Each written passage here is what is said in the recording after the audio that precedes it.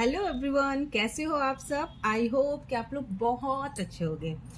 आज मैं आप लोगों को बताने वाली हूँ uses of from, by, with, in, of, for, to, into, on, against, over, about. Basically these all are the prepositions. तो मैं इन सबको एक साथ ही बताने वाली हूँ। पहले हम लोग समझते हैं फ्रॉम का यूज। हिंदी मीनिंग होता है इसका से। मैं मुंबई से आया हूँ, आई केम फ्रॉम मुंबई। फ्रॉम का मतलब से होता है, लेकिन हम लोग फ्रॉम का यूज कहाँ करते हैं? बेसिकली जब हम लोग किसी चीज से या किसी इंसान से या किसी जगह से जहाँ अलग होते हैं, यानी कि जहाँ पर अलग होने की बात कही जाती है, वहां पर हम लोग फ्रॉम का यूज करते हैं। मेरी माँ मुझे सिनेमा घर जाने से रोकती है। My mother prevents me from going to cinema hall. घर से मेरी माँ सिनेमा घर से मुझे दूर रखना चाहती है। ठीक है, दूर रखना चाहती है यानी कि वो अलग कर रही है मुझे सिनेमा हॉल से।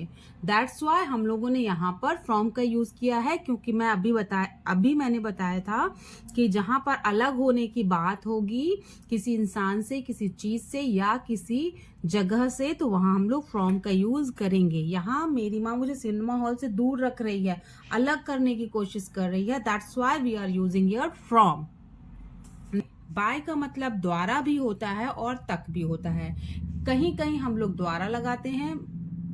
कंस भगवान कृष्ण के हाथों मारा गया, या कंस जो थे वो भगवान कृष्ण के द्वारा मारे गए।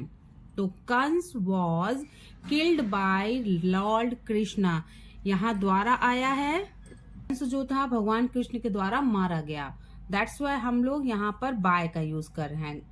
एंड सेंटेंस है, ये पैसिव सेंटेंस है, एक्टिव पैसिव, जिसका वीडियो मैं पहले भी बता चुकी हूँ और आप लोगों को पता भी होगा कि एक्टिव पैसिव क्या होता है। कि नेक्स्ट, कल तक मुझे मेरा सामान मिल जाना चाहिए। I should get my luggage by tomorrow. I should get my luggage by tomorrow. कल तक मुझे मेरा सामान मिल जाना चाहिए। यहाँ पर पहले तो हम खुद ही देख रहे हैं तक आ रहा है, दैट्स वाई हम लोग यहाँ पर बाय लगा देंगे कि बाय टुमारो। विद का हिंदी मीनिंग होता है साथ। मेरी बेटी नृत्य कला की प्रतिभा से संपन्न है। हिंदी मीनिंग इसका साथ होता है, लेकिन समटाइम्स हिंदी में साथ नहीं लिखा होता है, लेकिन हमें विद का यूज करना होता है। जैसे कि यहाँ पर my daughter is gifted with a talent of dancing, यानी कि मेरी बेटी डांस के टैलेंट के साथ पैदा हुई है, या बेटी नृत्य कला की प्रतिभा से संपन्न है। My daughter is gifted with a talent of dancing, यहाँ पर कोई साथ नहीं लिखा हुआ है, लेकिन हम लोगों ने यहाँ पर विद का यूज किया है क्योंकि टैलेंट के साथ। कहने का मतलब है कि कुछ सेंटेंसेस ऐसे होते हैं जहां पर विद का यूज करेंगे, लेकिन साथ जैसा कोई भी वर्ड नहीं दिया होगा हिंदी में, क्योंकि इसका सेंस यही बन रहा है कि हम लोगों को विद लगाना हो रहा है, with a talent of dancing, talent के साथ। मैं उसके व्यवहार से उकता गई हूँ। I got fed up with his behaviour.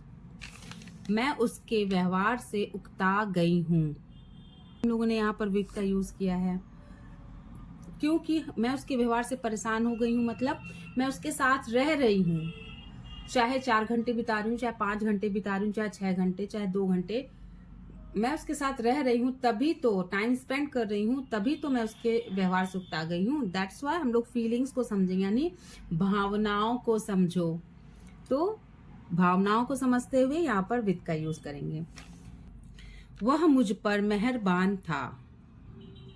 Again there is no word of साथ। He was pleased with me. He was pleased with me, यहाँ पर भी इसका वही मतलब है, वह मुझ पर मेहरबान था, यानी कि वह मेरे साथ था।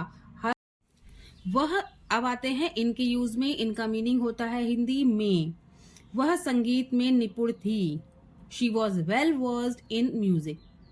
अब यहाँ पर इजी हो गया क्योंकि में तो आ ही रहा है, तो दैट्स वाई हम लोगों को पता है में है तो इन लगाना है, में है तो इन लगाना है। She was well versed in music, वह संगीत में निपुण थी। रीता अपने काम में व्यस्त थी। Rita was busy in her work, में इन। अभिषेक एक आंख से अंधा है, यहाँ पर में नहीं है, लेकिन यहाँ पर से फॉर्म का यूज नहीं करेंगे, इन का यूज करेंगे। क्यों? क्योंकि यहाँ पर किसी चीज से अलग होने की बात नहीं की गई है। हमारी आंखें हमारे पास ही हैं, बस हमें उनसे दिखाई नहीं देता है, बट आंखें तो पास में है ना। सो इसीलिए यहाँ पर हम लोग इन का यूज कर रहे हैं, फ्रॉम का यूज नहीं कर रहे हैं। Abhishek is blind in 1 year. Abhishek is blind in 1 year. या थोड़ा सा घुमा के सेंटेंस को, अभिषेक एक आंख में अंधा है। सभी को अपने व्यवहार में नम्रता रखनी चाहिए, में इन। We must be polite in our behaviour. We must be polite in our behaviour. ये बहुत ही जरूरी है सबके लिए। पोलाइट होना सबके लिए बहुत जरूरी है, क्योंकि अगर हम पोलाइट नहीं होंगे तो फिर हमारे साथ कोई भी रिश्ता रखना नहीं चाहेगा।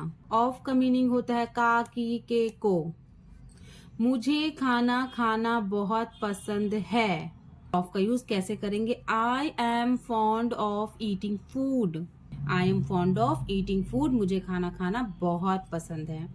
वह मुझे मेरी मासी की याद दिलाती है। नाउ यहाँ पर की है तो यहाँ पर ऑफ भी है। She reminds me of my aunt.